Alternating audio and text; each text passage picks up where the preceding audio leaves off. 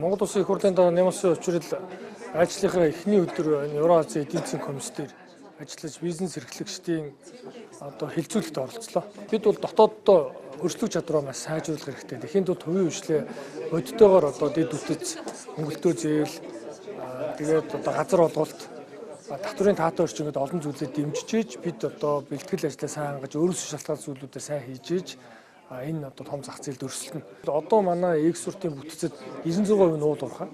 Манай энэ хөдөөж хүн салбар ихэд 1-2% байгаа. Тэгэхээр бид нар бол энэ хөдөөж хүн салбарыг тэлэх маш том боломж энэ хэлцээрээр бүрдэнэ. Ганцхан бид илүү стандартаа сайжруулж, илүү хувийн хвшлээ дэмжиж экспортоо сайжруулж чадах юм бол энд бол Монгол улс эндээс бол хожино. Яг тэгэхээр 180 сая хүнтэй хүүтэн сэрүүний буюу манай Монголын махан бүтээгдэхүүн мөн арьс шир, ноос ноолуур гэдэг хөдөөж хүн гаралтай бүтээгдэхүүнийг хамгийн их хэрэгэлдэг энэ бүс нутагт тэгээд урд нь бид нар экспортлж байсан уламжлалтай энэ бүс нутагт харилцсан ийм гайлын татваргүй экспортлох боломж үрж байгаагаар бол маш том давуу талтай.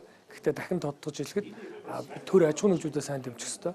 Аж ахуй нэгжүүд маань бас сайн хичээх ёстой. Ингэж чадвал бид илүү том хэмжээний хөдөөж буй экспортын тоо хэмжээг эрс нэмэгдүүлж ганцхан уул уурхаас хараад биш төрөлдсөн ийм эдийн засаг хөгжүүлэх боломжтой.